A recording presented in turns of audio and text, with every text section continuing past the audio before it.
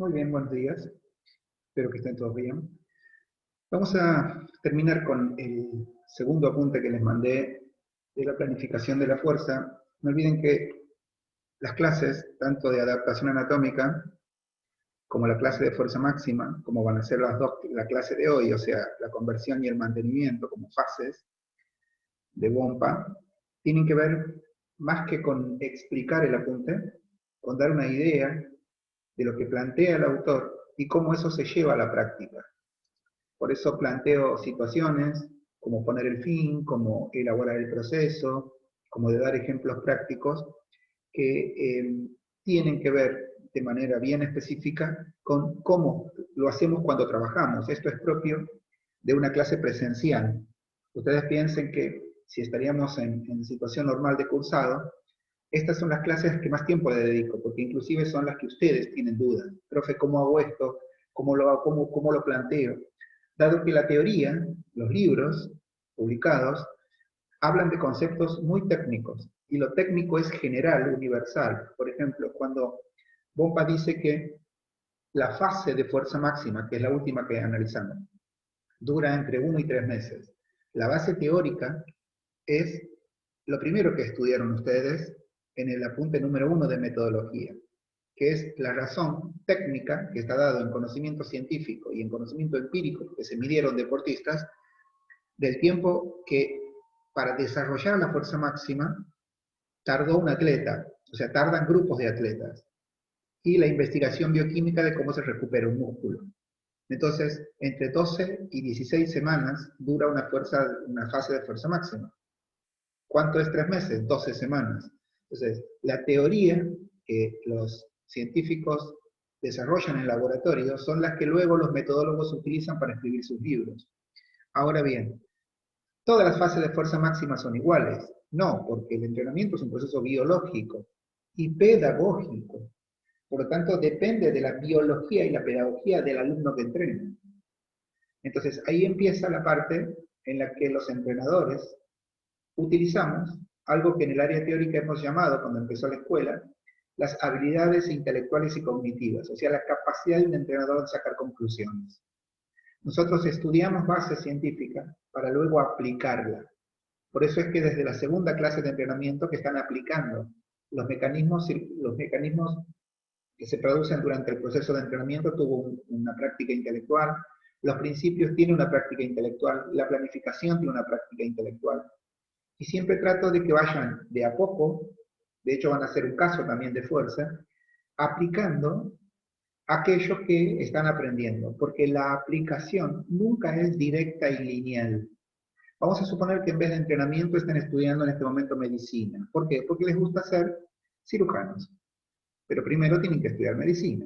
Ese es el caso típico del que le gusta ser preparador físico de equipos, por ejemplo, es jugador de fútbol y le encantaría ser preparador físico de fútbol. Eso asemejaría su profesión final, vamos a llamarle, al cirujano. Ahora, no se puede ser preparador físico, que es el desarrollo del potencial de cualidades físicas, y ustedes en un apunte estudiaron de que la cualidad no es igual que una capacidad. La capacidad nace con nosotros, la cualidad hay que lograrla, construirla. Entonces, entrenar cualidades implica entender y saber entrenar capacidades. O sea que cualquier preparador físico primero tiene que ser entrenador. Bueno, cualquier cirujano antes tiene que ser médico, igual que cualquier psiquiatra antes tiene que ser médico. La psiquiatría, la cirugía, son aplicaciones de la medicina. Bueno, el preparador físico es una aplicación del entrenamiento deportivo. Entonces estudiamos entrenamiento. Perfecto, pero no es que queremos ser entrenadores, queremos ser preparadores físicos. Una vez que terminamos entrenamiento, nos especializamos en preparación física. Bueno, el que quiso ser cirujano primero estudió medicina y cuando es médico, recién se especializa en cirugía. Ahora bien, ya se recibieron los dos. Tengo un preparador físico recibido y tengo un cirujano recibido. ¿De qué trabajan? Bueno, eso lo tienen que crear ellos.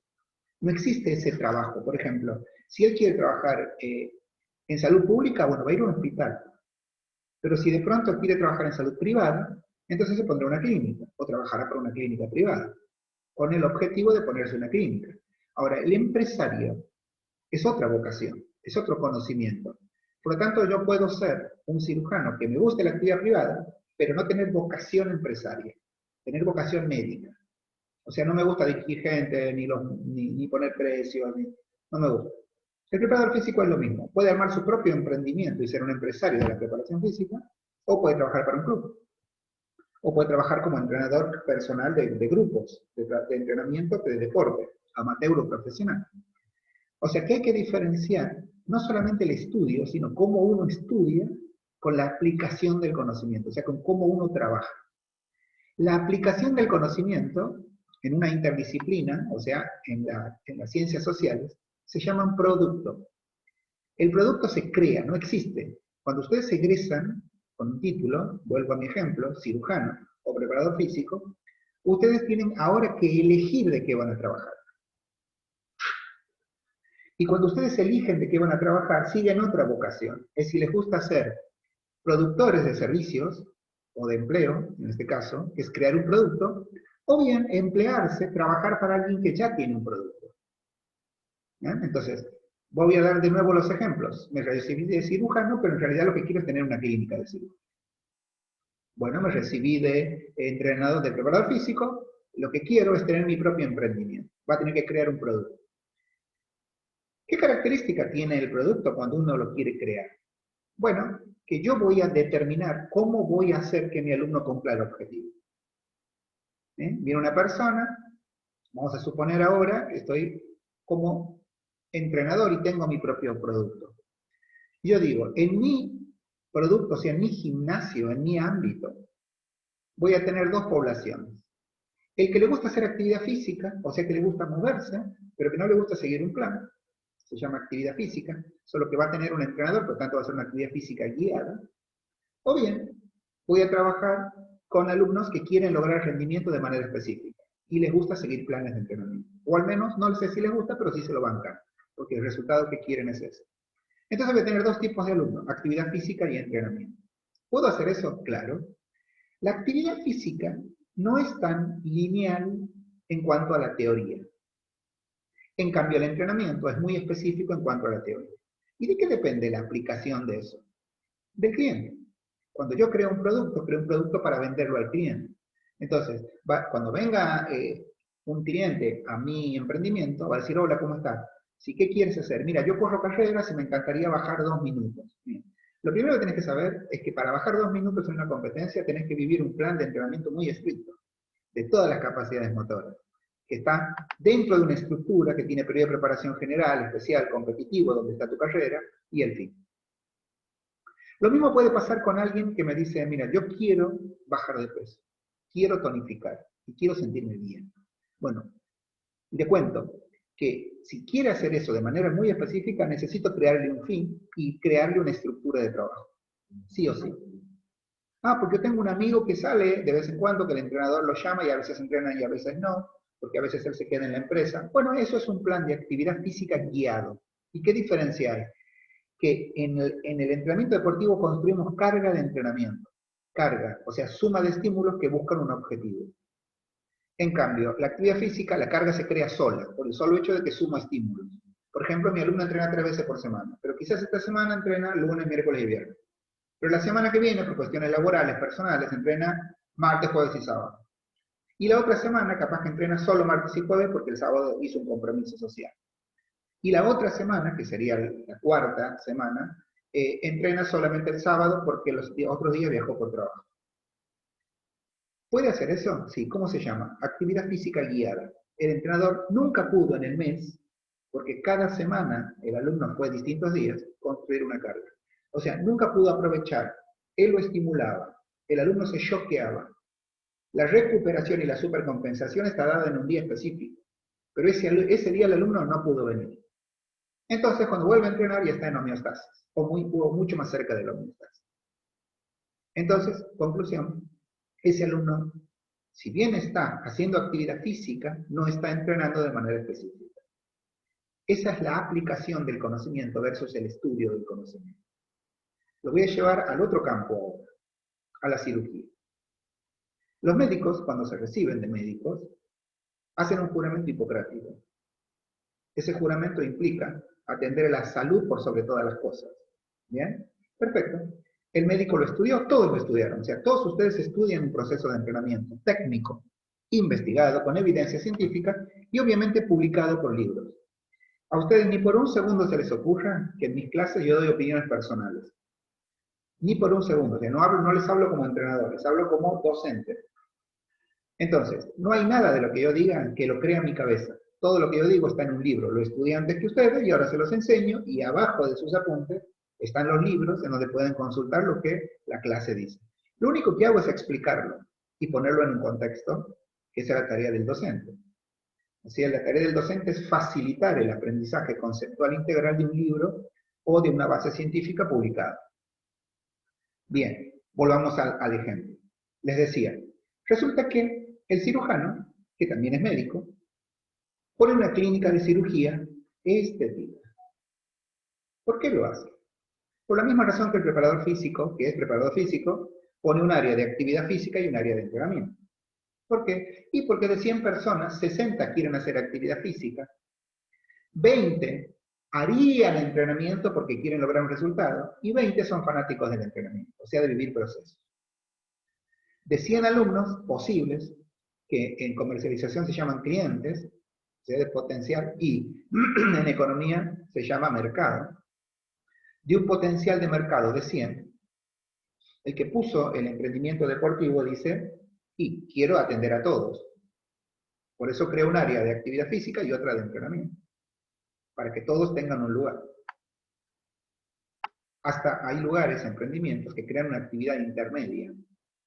O sea, que hacen actividad física en grupo con principios del entrenamiento. Eso es un producto creado por entrenador. Y el cirujano hace exactamente lo mismo. Exactamente lo mismo. El cirujano crea una clínica y la teoría clínica dice que únicamente yo opero a la nariz a alguien si es que el órgano nariz tiene dificultades para respirar. El juramento hipocrático dice eso. O sea que si mi nariz es fea, pero yo igual es un mecanismo que me permite inhalar y exhalar, o sea, tengo la fluidez de aire necesaria, un cirujano no me opera, pero un cirujano plástico sí me opera. La clínica está creada por un producto que se basa en la estética de las personas. Y la evidencia empírica nos demuestra que muchas personas han perdido la vida en quirófanos que no son quirófanos, porque la operación a veces se hace en un lugar en el que ni siquiera es sano, o sea que ni siquiera tiene la asepsia necesaria, porque no es, se considera una cirugía menor, por ejemplo, no sé, inyectar Botox, por ejemplo, que es una toxina, y se la hacen directamente en consultorio, de una manera clínicamente, profesionalmente irresponsable. O sea que cuando yo le hago una rutina de fuerza a un alumno, sin haber adaptado anatómicamente, lo hago porque él me lo pide, pero yo técnica y teóricamente sé que no sería lo correcto. Porque en el futuro podría sufrir un desgaste, la articulación, podría crear una disfunción, podría sobreentrenarlo, podría. ¿Cómo lo sé? Pues soy entrenador, porque lo estudié. Si es que estudié entrenamiento, si tengo la profesión, la carrera de entrenamiento. ¿Eh? Bueno, ¿por qué quise empezar a hablar de estos conceptos y presentar esta clase y dar en estos 13, 14 minutos una introducción basada en la diferencia que hay entre estudiar y ejercer una profesión, entre estudiar, aprender los principios y luego la aplicación de esos principios? Porque en la vida moderna trabajamos y para trabajar o trabajamos para un producto, empleados, o creamos un producto, empresarios. Van a tener que tomar esa decisión. Cuando ustedes ven el proceso de entrenamiento en gimnasios, clubes, hay que pensar que no están viendo lo que dicen los libros, están viendo lo que una persona, un profesional, un club o una institución ha decidido hacer con lo que dicen los libros. El cirujano plástico no está cambiando la medicina. Él decidió hacer eso con su medicina. De hecho, no es recomendable por una cuestión de desarrollo óseo operar, por ejemplo, estéticamente huesos, la nariz, por ejemplo, o la zona pélvica, de personas que no hayan logrado la madurez ósea hasta los 21 años. Sin embargo, hay familias que le regalan a sus hijos, hijas de 15 años, la operación de la nariz. Pero no es que la familia es irresponsable y le regala la operación de nariz, sino que estoy hablando de la operación estética de nariz, ¿no? Sino simplemente que hay un médico que acepta eso. Ahora voy a dar un ejemplo profesional. Si a mí viene una persona y me dice que quiere correr una maratón en marzo del año que viene, dice, quiero correr las fiestas mayas, ¿sí? Que es marzo-abril del año que viene. Y yo le digo, perdón, las fiestas mayas son en mayo. Disculpen. Entonces, yo digo, a ver, tengo diciembre, enero, febrero, marzo, abril y mayo. 6 meses para entrenarlo. Y esta persona está tan desacondicionada que no le conviene correr 42 kilómetros en mayo. Y ahí hay una decisión profesional. ¿La hago correr igual? ¿O por todo lo que estudié le digo que no? Bueno, esa decisión es subjetiva, es de cada uno. Esa dicotomía que se da entre lo que uno estudia y cómo ejerce lo que uno estudia, es algo que van a tener que decidir cada uno cuando egresen de entrenadores. Pero el hecho de que haya gimnasios, instituciones, entrenadores que deciden desarrollar la fuerza de sus alumnos a partir de principios empíricos o porque él como cliente lo quiere así, es una decisión profesional que no está marcada por la ciencia del entrenamiento. Un profesional puede decidir seguir la ciencia del entrenamiento, a rajatabla, o bien crear un producto con el cual tenga un poco más de clientes posiblemente, y tratar de insertar, vamos a decir de esta manera, la teoría en el alumno. Eso es una decisión continua de cada profesional, pero no del entrenamiento, de todas las profesiones, de todas, de todas. Todas enseñamos en universidades, profesorados y carreras a nuestros alumnos la base científica de una profesión. Y él cuando la ejerce de acuerdo a su real convicción. Y eso es lo que construye un profesional en la vida moderna. Y también lo que crea productos, que es la forma en la que convertimos en dinero aquella inversión que hicimos en el momento de estudiar. Esta explicación tiene que ver con que estamos terminando la planificación de la fuerza. Nos va a quedar otro punto, donde vamos a aprender a trabajar en la programación de la fuerza, pero que ustedes tienen que empezar a concientizarse. De hecho, van a tener que armar casos de fuerza al final del cursado, de la capacidad, de cómo van a aplicar en relación a un alumno real, bueno, en este caso ficticio, porque un caso es un alumno ficticio, lo que están estudiando. Ahora, técnicamente, vuelvo a mi clase y a mi rol de entrenador, técnicamente, los procesos de entrenamiento, como nos enseñó Pompa hasta ahora, dentro de un plan anual, tiene fases. Y las fases tienen una razón técnica científica por la cual existen y por la cual se desarrollan, técnica y científica. O sea que nosotros adaptamos anatómicamente a nuestros alumnos para poder lograr ciertos niveles de movilidad y de estiramiento, o sea que le creamos una salud a largo plazo, de acuerdo a la tarea motora, para que pueda desarrollar la fuerza máxima. De hecho, enseñamos y automatizamos los ejercicios con los que el alumno va a desarrollar la fuerza máxima.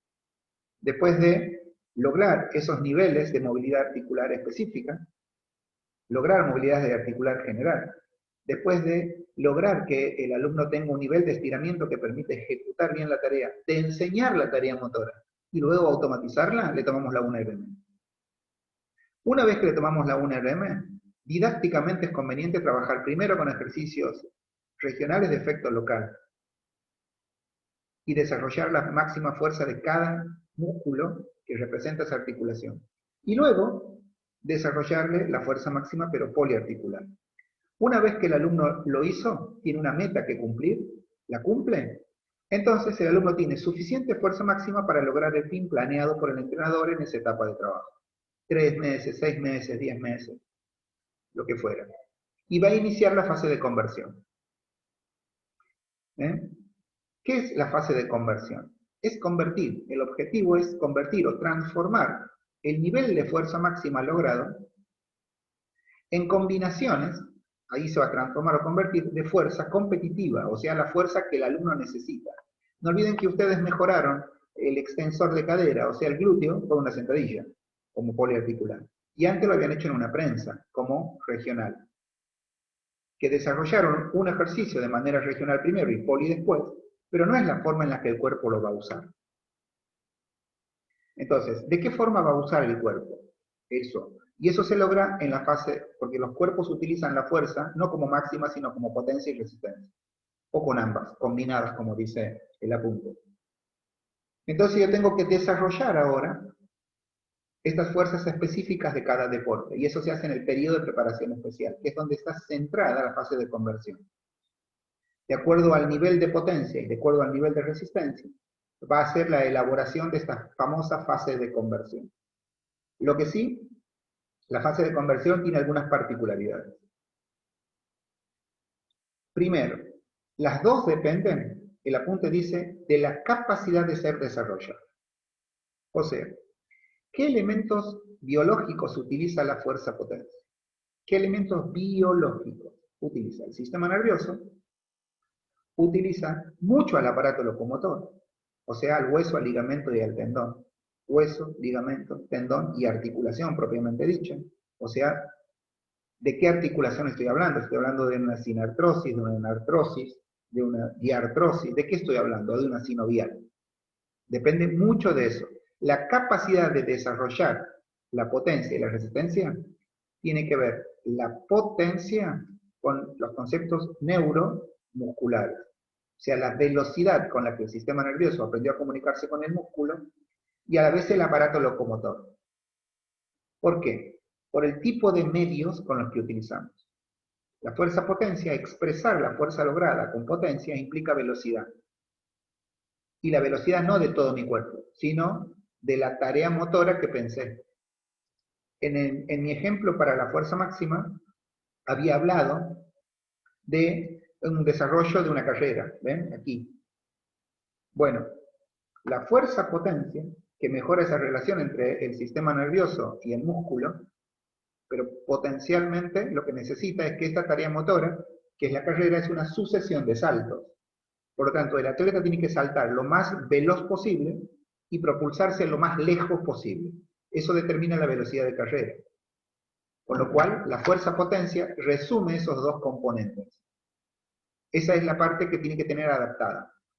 Por ahora estamos estudiando fuerza. En este cuatrimestre también vamos a estudiar velocidad. Porque en este cuatrimestre, en el cuatrimestre que viene, disculpen, o sea, en el próximo material de estudio son otras capacidades motoras, cuando terminemos fuerza. Empezamos con resistencia, seguimos con flexibilidad, y después vemos velocidad como capacidad motora, que también se entrenan en el periodo de preparación general. Para luego, la base aquí, para luego convertirla en el lenguaje de Bompa a la tarea motora y la especificidad fisiológica. El nivel de fuerza máxima que haya logrado es dependiente de la fuerza potencia. Por eso miren lo que dice, depende de la capacidad de ser desarrollada. Si ese deportista, fíjense ustedes, voy a volver al pizarrón anterior, si este deportista, se los conté en la clase, en vez de esta carrera, correrla en 50 minutos, la querría correr en este u otro deportista, en 40 minutos es más intenso. Por lo tanto, necesita más fuerza-potencia y menos fuerza-resistencia. ¿Por qué? Y porque no tiene que estar 50 minutos en actividad, sino 40 minutos, menos fuerza-resistencia. Pero para lograrlo tiene que saltar más lejos, con mucha más fuerza y velocidad. Necesita más fuerza-potencia. O sea que el nivel de fuerza-potencia y de fuerza-resistencia depende del fin, pero a la vez del nivel de fuerza máxima que tengan. O sea que cuando uno planifica la decisión de fuerza máxima, depende del nivel de fuerza-potencia y fuerza-resistencia que necesita mi alumno para su fin. Por eso, Bompa dice, la duración de fase de conversión depende de la capacidad a ser desarrollada. ¿Cuál de las dos y cuánto tiempo lleva cada una de hacerlo?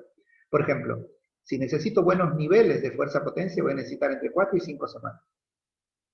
¿Razón? Porque la fuerza máxima, lo único que tiene que entrenar es la transferencia que va a haber de esta fuerza máxima a aumentar la velocidad. Pero como también, ya lo dije, todavía no lo hemos estudiado, le había desarrollado la velocidad, el tiempo en el que lo hago no es tan alto. Es alto porque es 4 a 5 semanas, que es cuando se produce una carga crónica, pero no tanto. Ahora, también depende del deporte. Porque, por ejemplo, si estoy entrenando estética de un alumno que no tiene una gran aplicación de la fuerza-potencia, ¿en dónde? En el fin. ¿Por qué? Y porque mi objetivo es estética, son ejercicios regionales con trabajo del 75 al 85%. Y no necesito una gran velocidad de ejecución. No olviden que los métodos de hipertrofia son el de repeticiones 2, 1 y 2. Fundamentalmente el 2. Y si van a la velocidad de ejecución, tienen velocidad de ejecución normal. Pueden llegar a máxima o explosiva, pero no es determinante para la hipertrofia. ¿Qué quiere decir esto? Y que la fuerza-potencia la puedo hacer 2 semanas. O sea, 6 estímulos, 3 veces por semana. ¿Eh? La fuerza-resistencia requiere más, porque la fuerza-resistencia, como ya les conté, tiene que ver con la captación de oxígeno, tiene que ver con la mioglobina, tiene que ver con las mitocondrias, o sea, con estructuras que tiene la célula, que también las vamos a estudiar cuando estudiamos resistencia, pero son estructuras anatómicas que son más difíciles de lograr. Por lo tanto, un deportista va a usar entre 6 a 8 semanas para desarrollar la fuerza resistente. Un deportista. Ahora, volvemos a la estética. Si yo tengo un alumno que para bajar de peso va a trotar 40 minutos, por ejemplo, no me hace falta 8 semanas de fuerza resistencia. 2 a 3 van a ser suficientes. Por eso necesitamos convertir de acuerdo a la capacidad que necesita un deportista. Y ese es el tiempo que vamos a hacer. Una fase de conversión no está alejada del objetivo. Es más, tiene una relación directa. Cuando uno pone un fin, está determinando una meta de periodo de preparación especial. Y eso determina, en gran medida, el tiempo que va a durar la fase de conversión. Y eso determina el nivel de fuerza. Y el nivel de fuerza, el nivel de adaptación anatómica. Por eso los entrenadores planificamos de atrás para adelante. Aunque después, cuando el alumno cumple el programa, lo hace de adelante hacia atrás. ¿Ven? O sea, primero creamos el fin, nosotros los entrenadores, pero el alumno es lo que busca, a dónde busca llegar. Esa es la fase de conversión. Ahora bien, la fase de conversión tiene 2 momentos. Fuerza-potencia, fuerza-resistencia. Cambiamos el pizarrón. ¿De dónde venimos para poder entender la fase de conversión, sus tipos de ejercicio y organización? Venimos de la fase de fuerza máxima. O sea que la fase de fuerza máxima tiene 2 métodos. Uno que es la meta de la fuerza máxima regional, que está dada geográficamente aquí, ¿ven? Aquí. Después de hacer fuerza máxima regional, tengo una meta, que es esta, fuerza máxima regional. O sea, ¿qué significa? Son ejercicios regionales, pero el efecto es local. Hago un abdominal para trabajar la pared abdominal, un buen día para trabajar los músculos de la espalda, los espinales, rotadores, multífidos, interespinoso, intertransverso.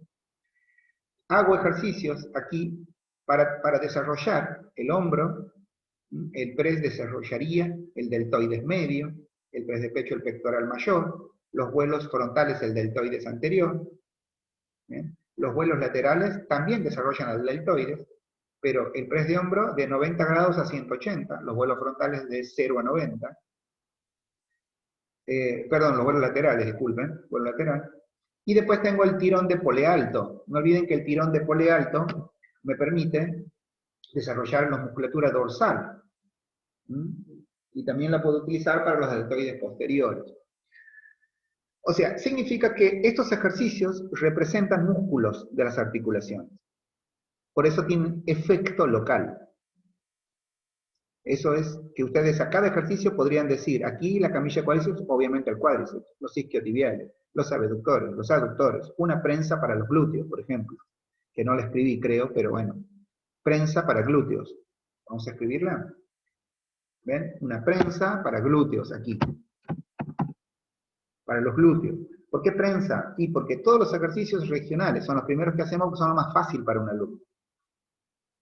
Una prensa, un alumno tiene la espalda acostada, la cadera y la pelvis está apoyada y solamente tracciona con el glúteo y el isquio, pero fundamentalmente con el glúteo, la fuerza que genera. ¿Ven? Ahora, estos ejercicios no están hechos porque sí. Estos ejercicios están hechos porque yo después quiero hacer un abdominal más complejo, con equilibrio y fuerza general. Ese es un ejercicio más poliarticular. Por eso la otra meta está puesta aquí. Aquí, ¿ven? Aquí estaría la meta de los poli, fuerza máxima poli, al final del proceso. Y lo mismo pasaría con el tren superior, una carga de un segundo tiempo de potencia, y implica todos estos ejercicios, y el tren inferior una sentadilla profunda. Cuando Estos ejercicios son los que yo logré como meta de periodo de preparación, o sea, de toda la fase de fuerza máxima, que es el periodo de preparación general. Voy a entrar en la fase de conversión. El tipo de ejercicios son poliarticulares, o sea, son estos, pero tienen que tener cadena abierta. Quiere decir que no tienen que tener tope óseo. Todos estos ejercicios tienen tope óseo. El abdominal C es un abdominal complejo que implica que estén acostados, o sea, panza para arriba, y que lleven las piernas hacia arriba y el tronco hacia la mitad. O sea, que levanten el tronco y que levanten las piernas. Levanten las tres. Y se queden apoyados en sus glúteos. Y si ahí se mueven, el ejercicio ya tiene cadena abierta. Si se quedan quietos, suben, bajan, suben, bajan. Pero en cambio, si ahí mueven tronco y mueven brazos, ya es un poli de cadena abierta. O sea, transforman el abdominal común en abdominal C. Y al C lo convierten en cadena abierta. Lo mismo pueden hacer con lanzamientos con medicine ball. Con la barra, el ejercicio empieza y termina en la hiperextensión. ¿Bien? Ahora, si yo agarro una medicine ball en vez de una pelota y la tiro hacia arriba y la lanzo, el ejercicio se convierte en cadena abierta. Lo mismo ocurre con la carga del segundo tiempo de potencia. Si pongo una pelota en vez de ponerla de frente hacia arriba de medicine ball y la lanzo, también es un ejercicio de cadena abierta. Vamos a hacer ahora un ejemplo visual de lo que acabo de decir. El próximo pizarrón. Este es un ejercicio regional con efecto local. ¿Ven? Está sentado, utiliza solamente el tronco, inclusive está apoyado, aunque tiene una cierta participación de la parte superior del tronco, o sea, las escápulas, el hombro. Este ejercicio, si lo hago parado, ya es más poliarticular. Dice a estar parado, le agrego separar y cerrar las piernas cada vez que sube y baja la barra, es mucho más poliarticular. O sea que este lo trabajaría para la fuerza máxima regional, este para la fuerza máxima poli, de los mismos grupos musculares. De los deltoides, medio sobre todo, anterior y medio, coracobraquial, pectoral mayor en sus dos porciones. La porción baja trabaja menos, pero la porción clavicular y la primera esternal trabaja aquí. O sea, tren superior, elevación de escápula, elevadores de escápula, músculos que mantienen la postura de manera isométrica del tronco y del hombro, y de manera dinámica.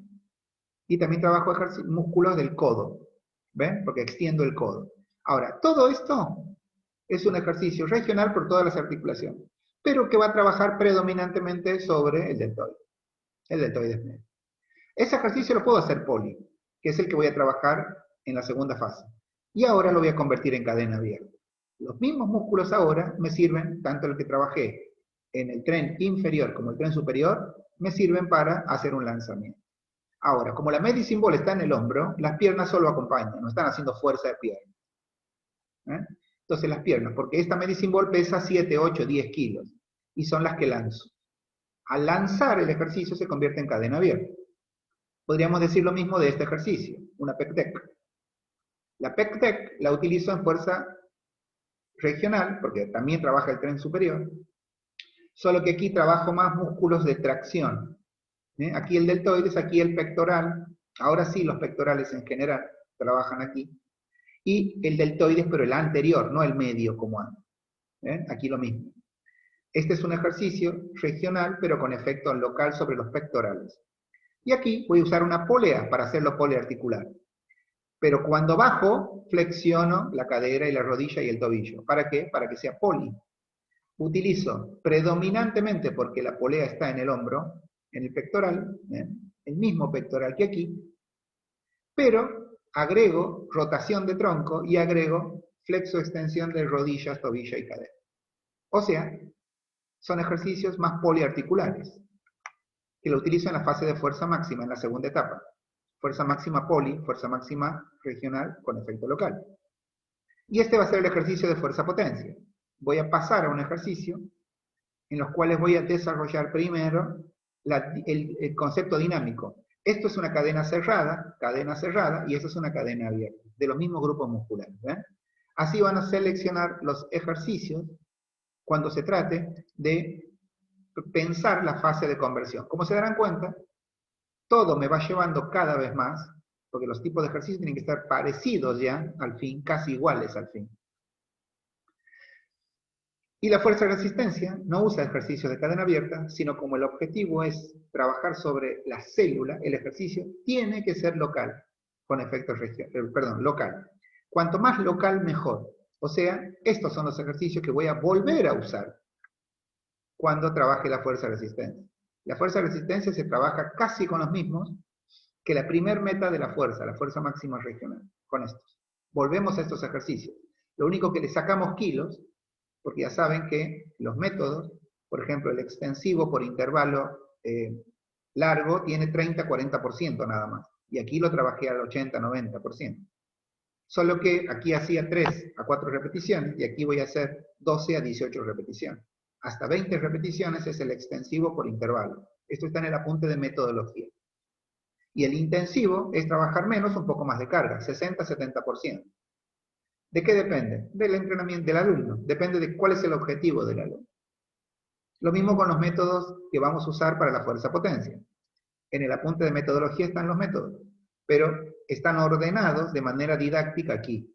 Siempre se trabaja primero el esfuerzo dinámico, porque es un método, aquí, este método, en fuerza-potencia, es muy parecido a los métodos que ya usé aquí, en fuerza máxima. Muy parecido. Solo que saco intensidad y cambio el ejercicio. Obviamente aquí estoy trabajando también al 80-90. Aquí voy a trabajar al 30-40, al 30 mejor. Aquí lo mejor es el 40-50, aquí lo mejor es el 30. Al 30% y voy a llegar a 8, 10, 11 repeticiones. Y quizás trabaje al fallo. Este método permite trabajar a 2 del fallo.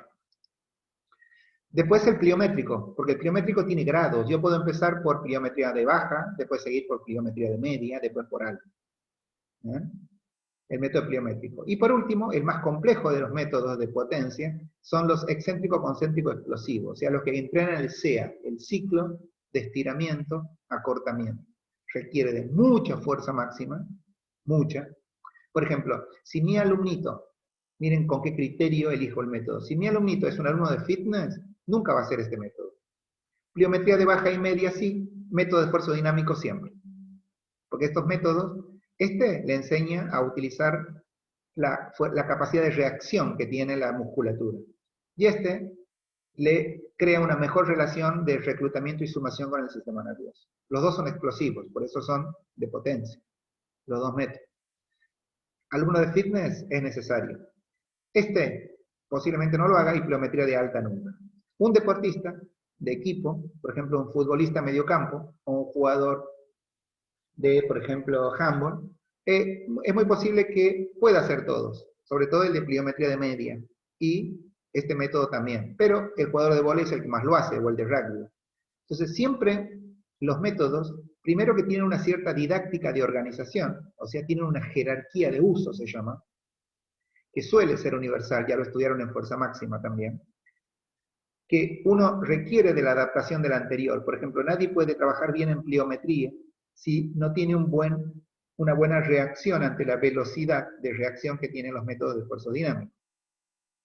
Nadie que no tenga un buen nivel de pliometría puede trabajar con ciclos de estiramiento-acortamiento. Tienen que ver con adaptaciones biológicas. Por eso tienen un orden. Lo mismo pasa con los métodos de fuerza-resistencia. Bien, ahora bien, una vez que desarrollamos la fase de conversión, ya hablamos de los ejercicios, va a venir lo que se llama la fase de mantenimiento. Esta fase puede ser corta, mediana o larga. ¿De qué depende? Voy a ir a un ejemplo. La fase de mantenimiento se hace en donde se llaman los periodos competitivos. No olviden que en el entrenamiento deportivo el nombre viene dado por que la ciencia del entrenamiento ha nacido para poder contener a los deportistas que compiten. De hecho, muchos profesores en universidades europeas, como la Complutense de Madrid, uno de ellos el profesor Fernando Navarro, a sus alumnos, sobre todo los que están más tendiendo al fitness, no le llama periodo competitivo, sino que le llama periodos de mantenimiento de la forma deportiva o periodos específicos. ¿Por qué se le llama así? Por la definición. Cuando ustedes estudian periodos, en teoría del entrenamiento, dicen que el periodo competitivo es el momento en el que el deportista afianza o especifica la forma deportiva, que está lograda luego de la suma del periodo de preparación general con el especial. De ahí sale el nombre. Es una etapa de consolidación de la forma deportiva. Se utiliza mucho en el fitness. El periodo competitivo se llama fase de consolidación o periodo de consolidación. ¿Por qué? Y porque la mayoría de los entrenadores no entrenan alumnos que compiten. De ahí saca la palabra competencia. Pero ustedes le pueden sacar la C de competencia. Pero siempre en esta etapa van a consolidar. Y la consolidación se da de acuerdo al fin. Por ejemplo, si tengo un alumno que quiere correr 10K y quiere correr 10K, como les dije antes, en las fiestas mayas, yo creo que lo puede lograr, bueno, entonces le pongo ese fin a mi alumno. Y va a tener un periodo competitivo. Ahora, la forma deportiva no necesita mantenerla mucho tiempo un corredor. O sea que el periodo competitivo va a durar una semana, 2 semanas, pero muchísimo. A menos que esté entrenando a un alumno en Buenos Aires para que compita en la maratón de Nueva York. Muchos argentinos van a pasear a la maratón de Nueva York, o sea, no la van a ganar ni a ser los 20 primeros. Van porque es un elemento turístico, solo que con running. O sea que corren muy por cerquita de 4 horas, que está muy alejada de las 2 horas 4 que corre el que gana, ¿no? O sea, están entre los últimos en llegar, podríamos decir.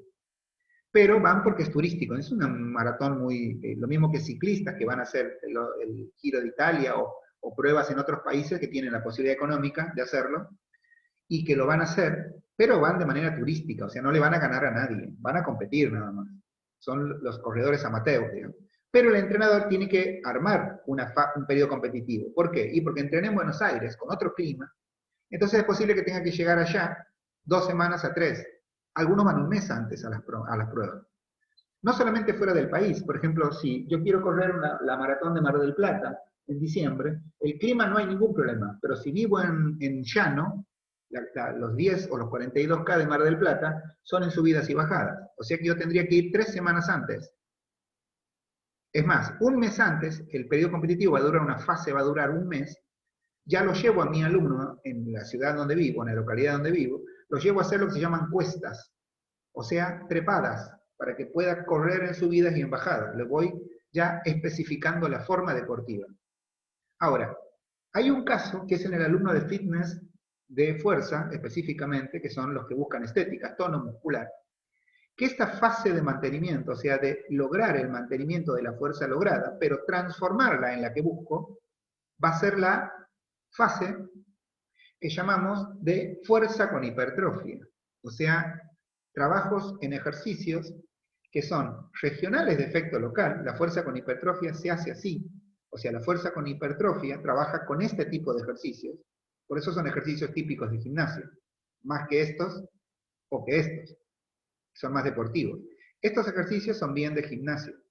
Y en la fase de competición, que vendría a ser la de consolidación de la forma deportiva, un alumno que busca mejorar su estética, es posible que en esta fase, posterior a la fase de transición, o sea, cuando esté en la fase de mantenimiento, aquí, que es la que estamos viendo ahora, en esta fase el alumno tenga que trabajar mucho más tiempo, porque lograr una hipertrofia de fuerza máxima le lleva a un alumno de fuerza máxima, luego de la transición, cuando está en mantenimiento, lograr, perdón, está mal el título y me está molestando, así que voy a poner mantenimiento antes de seguir.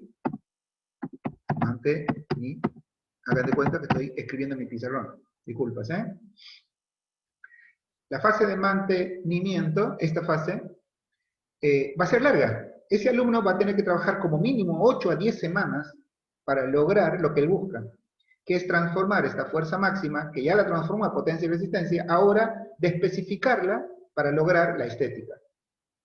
Entonces va a tener que trabajar 6, 8, 10 semanas de fase de mantenimiento. Es muy parecida a la fase competitiva de un deportista de temporada, por ejemplo, un jugador de fútbol, que dura 4 meses su etapa de competencia.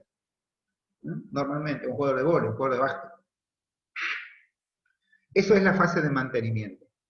Lo que se llama mantenimiento porque tiene que lograr, de acuerdo al objetivo, todo lo que logró desarrollo de fuerza, tanto en máxima como en la transición. ¿Bien? Perfecto. Esta fase, la de mantenimiento, es la, perdón, disculpen que sigo aquí. Esta es la de mantenimiento. Creo que cambié mal el título, no importa, después seguimos. El entrenamiento de fuerza no se mantiene durante la fase competitiva si el deportista estará expuesto a un efecto de desentrenamiento con todos sus elementos negativos. O sea que, si un deportista, por ejemplo un corredor, deja de hacer fuerza en el momento del periodo competitivo, porque ese era mi ejemplo, un corredor, recién hablé de alumnos de fitness propiamente dichos, si después de terminar la transición, en el periodo competitivo, mi alumno, lejos de la competencia, porque el cese de fuerza se hace 3-4 días antes de la competencia, pero lejos de la competencia, deja de mantener lo que dice el apunte, es que luego lo que va a ocurrir es que el alumno pierda, se desentrene. ¿Qué significa que si no mantengo la fuerza me desentreno?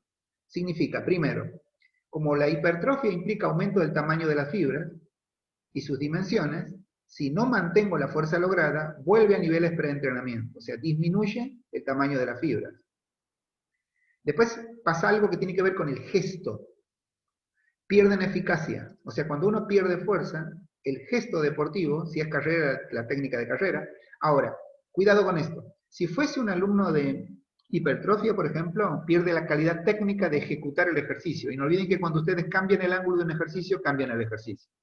O sea, si mi alumno tiene que hacer 5 series de 12 repeticiones al fallo de press de hombro y hace bien solamente los 5 primeros ejercicios, entonces falla en la técnica de ejecución. Y eso es porque falla en los niveles de fuerza. ¿Bien? Entonces el desentrenamiento también implica esto. El desentrenamiento también implica la disminución de lo que se llama el patrón de reclutamiento motriz. O sea que el sistema nervioso se fatiga. En resistencia se llama fatiga mental. O sea que el cerebro empieza a reclutar más a las unidades motoras y el efecto sigue siendo la ineficacia ahora. Y se pierde potencia. Claro, al perder máxima pierden potencia también, ejecución. Esto se nota mucho más en deportistas de juego, digamos, ¿no? Deportistas que juegan en equipo, sobre todo, o individual, como el tenis o la natación. Y por último, también se pierde si se desentrena la fuerza. No olviden que estamos estudiando el por qué hay que mantener el nivel de fuerza máxima lograda. Merma la velocidad y disminuye la potencia, o sea que el nivel de fuerza-potencia de ejecución de gestos también disminuye. Ahora bien, y aquí viene lo que hablábamos antes, que tiene que ver con la fase de mantenimiento, la cantidad de sesiones dedicadas al mantenimiento. Se requieren en cantidad de sesiones 2 a 4 sesiones en deportistas típicos de competencia. Hay que tener en cuenta eso. El entrenador siempre tiene que desarrollar un programa específico y muy eficiente, y aquí entra específico y eficiente. La especificidad está dada con la competencia del deportista. Por eso lo estoy remarcando aquí. Esto es algo que lo tienen que interpretar ustedes de acuerdo al alumno que tienen. O sea que si ustedes hacen 2 semanas para un alumno que quiere hipertrofia, entonces no es específico y no va a ser eficiente. Si lo quieren hacer en 4, tampoco va a ser efectivo y eficiente. Ahora, si es un deportista, con 4 va a estar bien, ¿no? La fase de mantenimiento, antes de la competencia. Y no olviden que habla de sesiones, no de microciclos. Habla de sesiones. Bien. Después, desarrollar de 2 a 4 máximo ejercicios. Estos sí deberíamos respetar. Involucran los músculos principales. Ustedes saben que los músculos principales de cada deporte no son más que 4 o 5. Los que son de plano inferior serían glúteos, cuádriceps, isquio y gemelos, por ejemplo. Los que son deportistas de tren superior son el grupo deltoides, dorsales y pectorales. Solo que hay que saber, y para eso tienen una batería de ejercicios poliarticulares, que son los que desarrollan casi todo. Por ejemplo, el tren superior se trabaja perfectamente con un ejercicio de cargada y segundo tiempo de potencia. Por ejemplo. Y ya están todas las articulaciones involucradas hacen fuerza. O sea que los ejercicios poli tienen esa gran ventaja, lo mismo que los ejercicios de sentadillas con salto, que no está aquí, pero que ya se los mostré en otras clases. ¿Bien? Entonces es importante eso de trabajar con ejercicio, con que la fase de mantenimiento tiene que ser muy específica y muy eficiente. Algo que quiero aclarar, de por qué yo planteo que 8, 10, 12 semanas para la fuerza con hipertrofia, algo que Bompa no habla, no relaciona. Para Bompa no existe el fitness, Cuando Bompa escribió su libro, cuando investigó, el fitness es de la década, finales de la década del 90, y se desarrolló, sobre todo en la Argentina, después del 2002, 2004, 2005.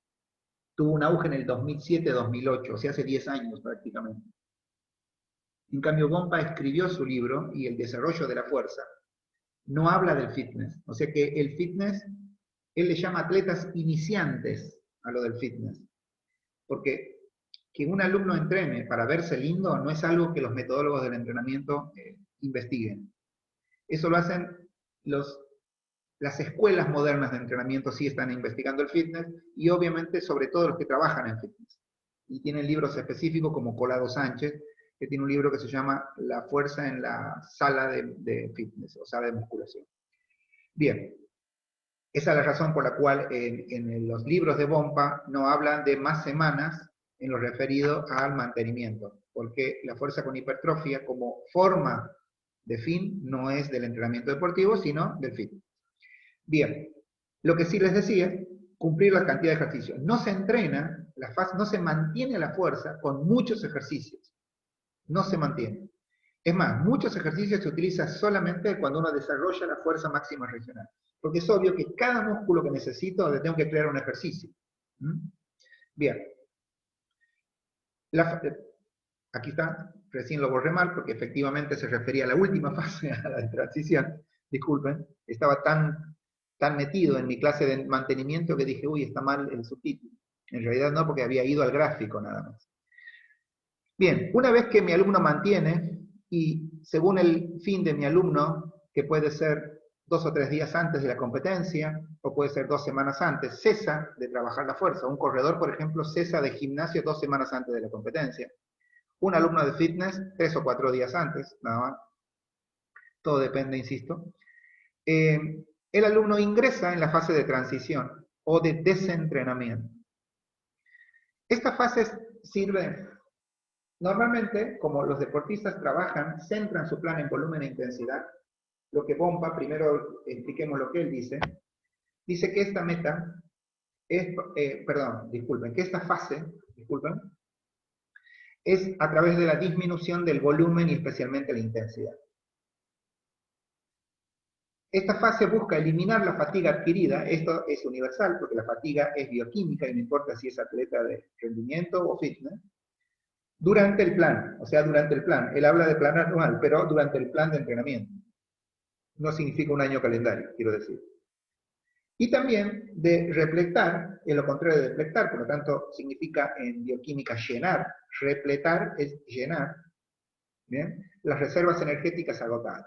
Tanto el concepto de fatiga, que lo vamos a estudiar cuando nos metamos dentro de la capacidad motora de resistencia, que es la próxima, y trabajar sobre el concepto de energías agotadas. No olviden que los apuntes teóricos, así como de esta etapa, de este semestre, son la biomecánica, la de la próxima etapa es la fisiología. O sea que todos estos conceptos los vamos a estudiar mucho más, pero esto sí es fisiología. Ahora, disminución de volumen y especialmente intensidad se da casi exclusivamente en deportistas. Porque cuando se trata de alumnos de fitness, la fase de transición trabaja sobre capacidades motoras, sobre todo la flexibilidad y la coordinación. Cosa que un deportista no es tan determinante, pero sí para un alumno de fitness. Lo que sí es universalmente cierto es que los medios son absolutamente distintos a ti. En el caso de un alumno de fitness, por ejemplo, haría muy bien de 2 a 3 semanas. Vamos a suponer que cualquiera de sus alumnos dice, bueno, yo quiero bajar de peso. Entonces mi fin fue una carrera. Bueno, la transición, aparte de coordinación y flexibilidad, va a ser fuerza en el gimnasio. Porque la última vez que mi alumno corredor hizo fuerza en el gimnasio fue en la fase de fuerza máxima porque ya ni siquiera lo hizo en el periodo de preparación especial. A veces hace 5 o 6 meses que no toca un fierro mi alumno. Entonces, en la fase de transición y desentrenamiento estaría bueno que lo haga. Ahora, si mi alumno es de tono muscular y le armé un plan de fuerza con hipertrofia como mi fin, bueno, la transición la debería ser al revés. También con flexibilidad y coordinación, y sobre todo flexibilidad. Y fundamentalmente resistencia aeróbica, bicicleta o trote. Porque el objetivo, insisto, es eliminar la fatiga, pero la fatiga local, la creada con el fin sería, y repletar, o sea que no usar las reservas de energía que agoté, que son las de los músculos que entrené, o de los sistemas energéticos que entrené, si es que es una carrera, sistemas energéticos, si es que es tono muscular, o sea, ejercicios poliarticulares o regionales, serían de los músculos que trabajé. Igual, como les dije antes, Bompa los divide. Para los atletas de alto nivel, la duración de esa fase, y aquí también es importante, no debería ser más larga de 4 a 6 semanas. Pero esto para un alumno de fitness es un mundo, es demasiado. El alumno de fitness aquí se podría desentrenar. No así un atleta, obviamente. De otra forma, muchos beneficios del nivel de aptitud, no olviden que la aptitud es la suma de capacidades, de potencialidades, disculpen, no quise correr esta palabra, la voy a dejar ahí, desaparecen. O sea, el alumno se desentrena, ¿bien? Si paso las 6 a 8 semanas. Por eso un alumno de atleta de alto rendimiento normalmente tiene entre 4 y 6 semanas de vacaciones y vuelve a las pretemporadas. En cambio, esto es propiedad intelectual del doctor Fernando Navarro, ya citado en esta clase. En cambio, para deportistas nuevos, esto es muy importante.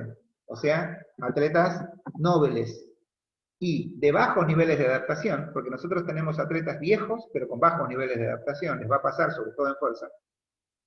El tiempo de transición deberá ser menor, entre 1 a 3 semanas. Hay alumnos o alumnas, sobre todo que tienen muy bajos niveles de adaptación, que lo logrado en el fin se podría perder en la segunda semana. O sea que a ese alumno solamente le doy una semana de transición y empiezo un nuevo programa. Porque la transición es transigir entre un plan y otro plan. Esa es la transición. Bien. Terminamos con este apunte. Van a trabajar con él. No olviden que no hay mucho para trabajar conceptualmente en el apunte.